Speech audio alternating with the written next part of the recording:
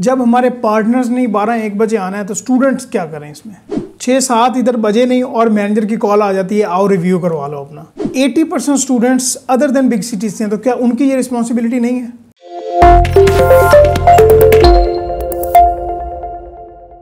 अस्सलाम वालेकुम गाइस, आज हम बात करने वाले हैं लेट सिटिंग पे कि ऑडिट फॉर्म्स में बहुत ज़्यादा लेट सिटिंग हो रही होती है। तो क्या पाकिस्तान में ही ज़्यादा लेट सिटिंग हो रही होती है? ये phenomena all over the world है। ऑल ओवर द वर्ल्ड में जितनी ऑडिट फॉर्म्स है वहाँ पे भी लेट सिटिंग ज़्यादा होती है। तो आज हम इसे देखते हैं कि कौन से फैक्टर्स हैं जिनकी बेसिस पे लेट सिटिंग बहुत ज़्यादा हो रही होती है और क्या हम इसको कंट्रोल कर सकते हैं, मिटिगेट कर सकते हैं। तो गाइज़, सबसे जो बड़ा फैक्टर है ना वो है हॉस्टल लाइफ।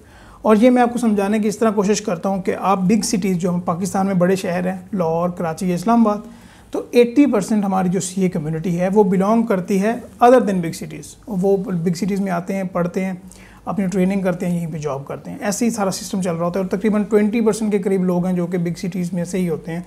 सीए फ्रेटर्निटी को अगर ले लिया जाए तो जिनके घर तो बिग सिटीज़ में ही हैं, उनको यही पता है कि हमने सुबह 9-9:30 बजे ऑफिस में जाना है, काम करना है और शाम को 6-6:30 बजे हम आएंगे, वापस काम करके सारे काम कंप्लीट करेंगे, ऑफिस के घर आएंगे, हम कोई स्टडी कर लेंगे या किसी और प्रोजेक्ट पे काम कर लेंगे, कोई भी काम कर लेंगे।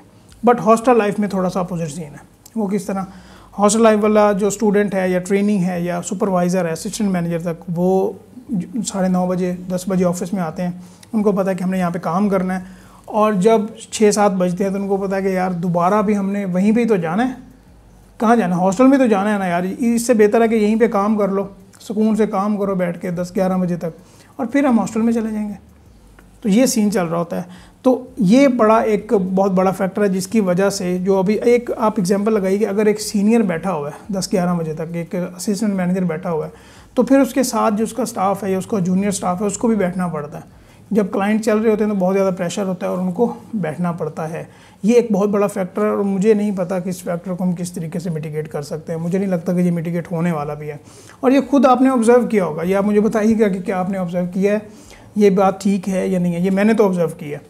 दूसरा मेन फैक्टर हमारे जो टॉप मैनेजमेंट है, मैनेजर्स हैं, डायरेक्टर्स हैं, सीनियर मैनेजर्स हैं, पार्टनर्स हैं, उनकी ऑफिस टाइमिंग। अच्छा गाइज़, ये मैं अभी मैच करूँगा ट्रेनीज़ की टाइमिंग के साथ। अभी ट्रेनी ने ऑडिट फर्म में कितने बजे एंटर होना होता है? 9:30 बजे उसकी टाइमिंग है। अगर वो 9:30 बजे के बाद फर्म में आएगा तो उसकी लेट कंसीडर होगी, और अगर वो दो दिन लेट आता है तो उसकी वो एक लीव कंसीडर होगी।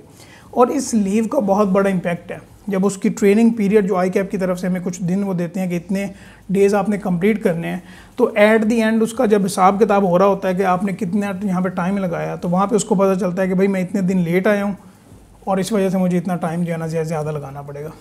ठीक है, ये फैक्टर अभी आप अप्लाई करिए पार्टनर्स, मैनेजर्स या डायरेक्टर्स पे। तो क्या सीन है कि उनकी जो रूटीन है 90% केसेस में हमें देखने को मिलता है कि जो हमारे सीनियर मैनेजमेंट है, टॉप मैनेजमेंट है, वो तकरीबन उनकी जो टाइमिंग है वो 12 बजे के बाद है। और कुछ तो सेकंड हाफ में भी हमें देखने को मिलता है कि विद ऑल ड्यू रिस्पेक्ट, मैं बार बार यही कह रहा हूँ कि यहाँ पे मैं कोई क्वेश्चन नहीं खड़ा कर रहा कि भाई क्यों पार्टनर हो तो क्यों आप लेट आ रहे हो। मतलब कि हमें देखने को मिलता है कि ऑफिस टाइमिंग उनकी काफ़ी लेट है। और जब एक सीनियर मैनेजमेंट रात को 10-11 बजे तक या 12 बजे तक बैठेगी तो ऑब्वियसली जो उनको जूनियर स्टाफ है, जो असिस्टेंट मैनेजर्स हैं, सुपरवाइजर्स हैं, ट्रेनीज़ हैं, उनको भी बैठना पड़ेगा। नो डाउट जो हमारे टॉप मैनेजमेंट है उनको क्लाइंट के साथ मीटिंग्स करनी होती हैं, उनकी काफ़ी ज़्यादा मसरूफियात होती हैं जो हमारी सोच समझ में भी नहीं आ सकती, नो डाउट। बट ये कुछ अगर रीज़नेबल हम डेज़ निकाल लें तो ये समझ में आता है। बट ऐसे तो नहीं हो सकता कि अगर 365 दिन है साल में तो 365 दिन ही हमें को यही देखने को मिले कि कोई ऐसा एक दिन भी नहीं होता कि कोई बंदा टाइम पे हमें आने को मिल रहा हो। तो ये एक बहुत बड़ा फैक्टर है जिसकी वजह से हमें ऑडिट फर्म्स में लेट सिटिंग देखने को मिलती है। और क्या इसको हम चेंज कर सकते हैं? ये तो अभी उनकी रूटीन ही चेंज हो सकता है, अदरवाइज़ इसको तो मुझे नहीं लगता कि हम चेंज कर सकते हैं। और तीसरा फैक्टर वो है 6 बजे जब छुट्टी का टाइम होता है। जब छुट्टी का टाइम होता है तो मोस्ट ऑफ द केसेस में जो हमारे सुपरवाइज़र होते हैं, ट्रेनीज़ होते हैं, ऑडिट क्लाइंट्स पे गए हुए होते हैं, जॉब इंचार्ज आप कह लें, जिसको आप जॉब इंचार्ज कहते हो, कि जो क्लाइंट को लीड कर रहा होता है, तो कॉल आती है, हाँ भाई आप आ जाएँ, अपनी फ़ाइल लें 10-15 मिनट पहले जब वो छुट्टी होने वाली होती है कि रिव्यू करवा दें। और बस फिर जो रिव्यू शुरू होता है, हाँ भाई फिर ये फ़ाइल ले आओ, वो ले आओ, क्लाइंट से ये डॉक्यूमेंट मंगवा लो, ये मुझे दिखा दो। मतलब कि मैं ये नहीं कह रहा कि काम नहीं होता, काम होता है। और अगर सीज़न में ये काम हो रहा हो ना, जब ऑडिट सीज़न चल रहा है तो फिर समझ आती है, लेकिन ऑफ सीज़न भी हमें ये देखने को मिलता है। एक सीज़न में काम हो रहा है, ऑडिट सीज़न चल रहा है, क्लाइंट्स का बहुत ज़्यादा प्रेशर है, क्लाइंट्स पे क्लाइंट्स हुए जा रहे हैं, जल्दी हमारे पास बड़ी स्ट्रिक्ट डेडलाइन है, उन्हीं डेडलाइंस में हमने क्लाइंट कंप्लीट भी करना है, नेक्स्ट क्लाइंट पे भी मूव करना है।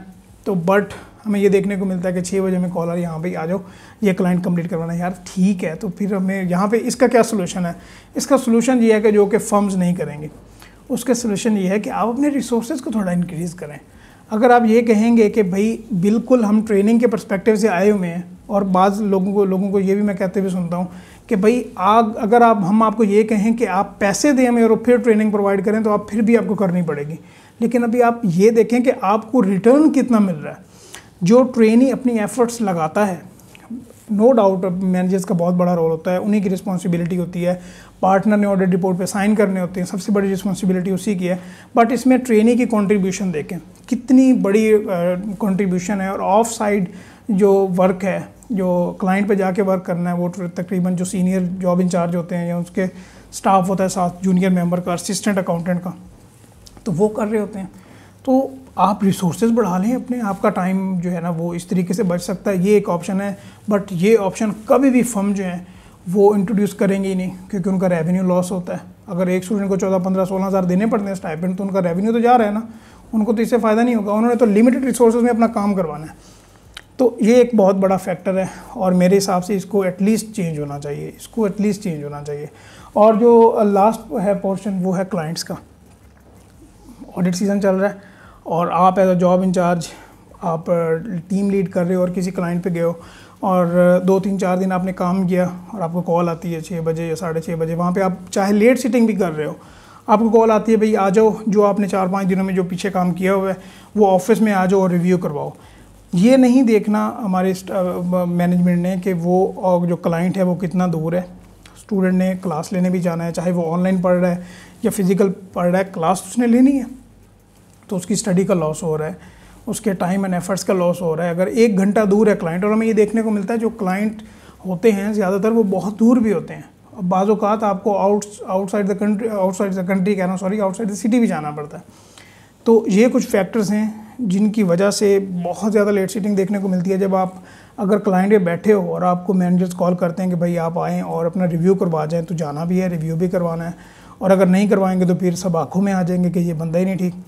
तो इस वजह से ये कुछ 4 फैक्टर्स मेन है जिसकी वजह से लेट सीटिंग हो रही होती है।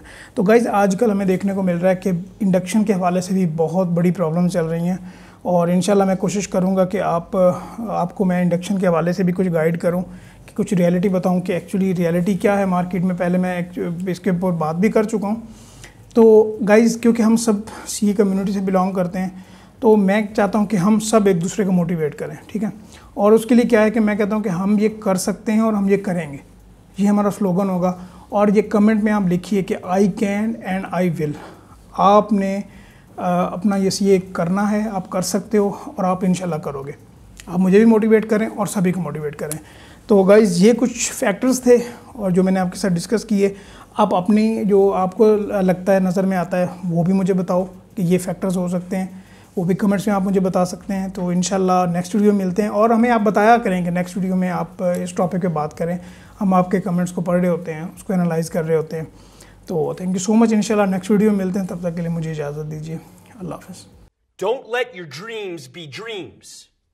Yesterday you said tomorrow, so just do it. Make your dreams come true. Just